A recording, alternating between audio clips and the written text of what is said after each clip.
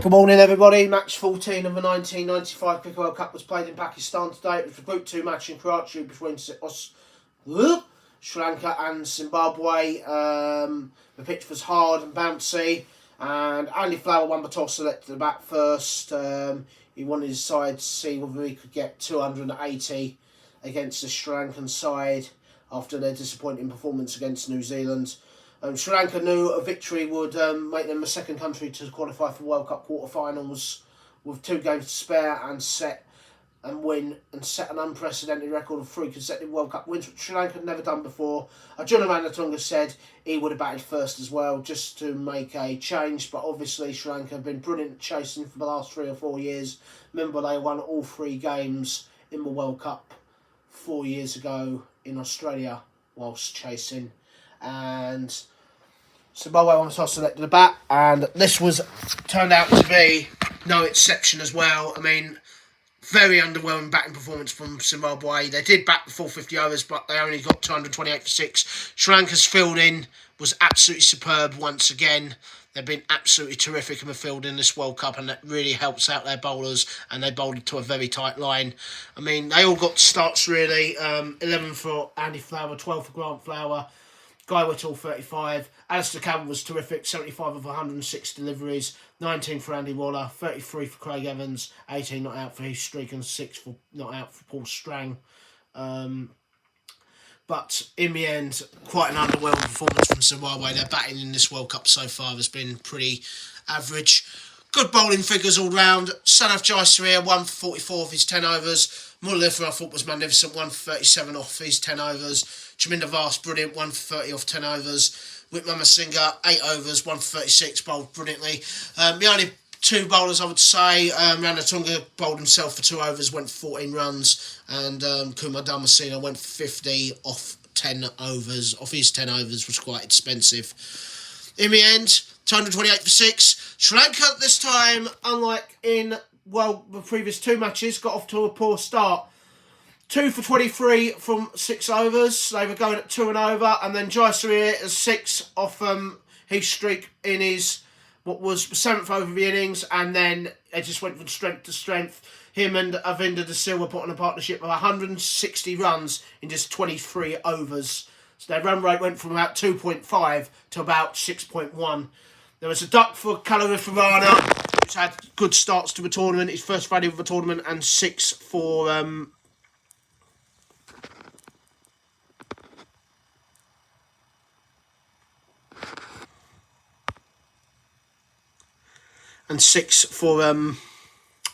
Asanka Gurashina.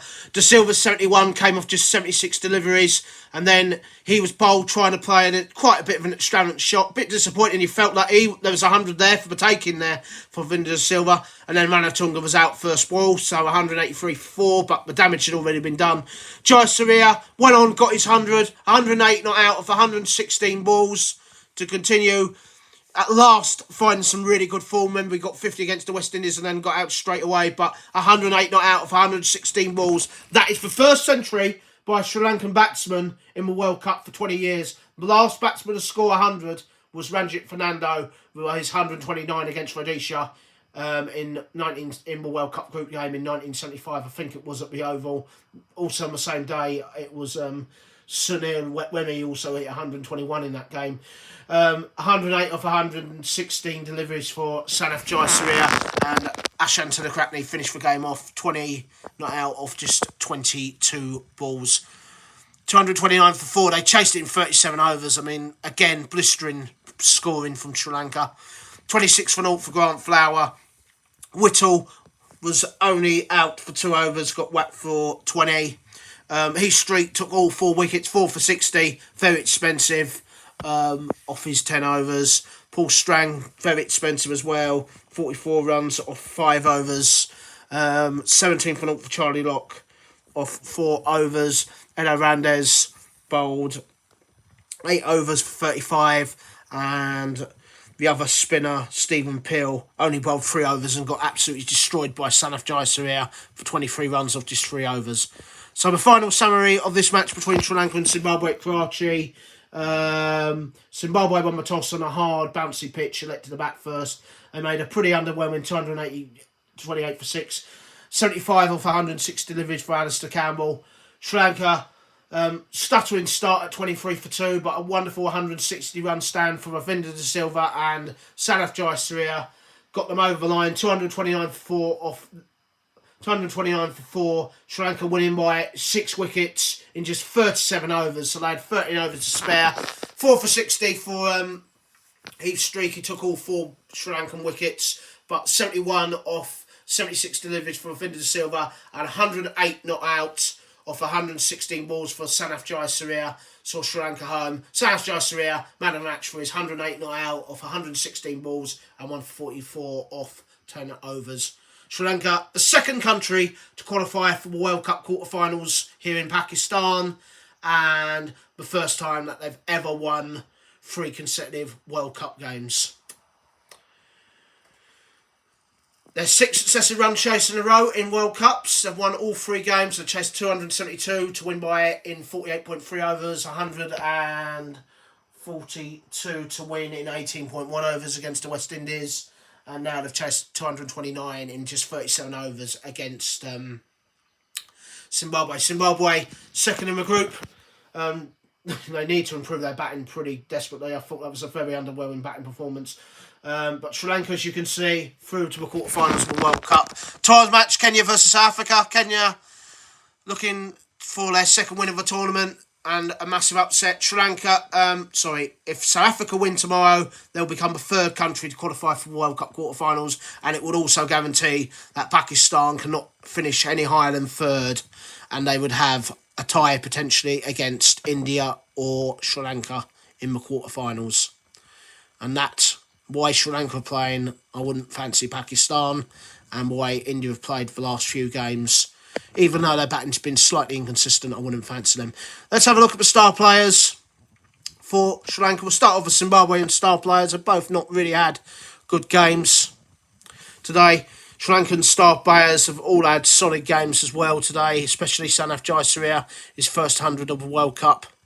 And his first 100, only his second 100 of his international career. Paul Strand yet to have an average for a ball. No wickets yet in the tournament. He's looked really, really poor. He got 6 not out as well today, so he's yet to be dismissed. Waller's average has gone down to 43 after him being out for a 19. As for Sri Lanka, Muralitharan, 1 more wicket, averaging 25 of the ball, 4 wickets in 3 matches. Aravinda de Silva didn't bowl today, but he got 71 today, so his average has now gone up with a bat to 39. But have a look at Sanath Jayasuriya's average.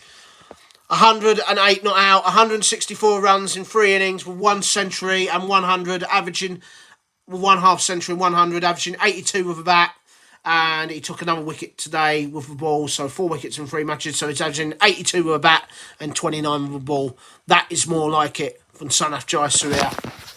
Well, that was a brilliant performance from Sri Lanka again. 3 consecutive wins in the World Cup, which is a new record for them in World Cup cricket. They're through to the quarterfinals. They've got a match against New Zealand and the United Arab Emirates left.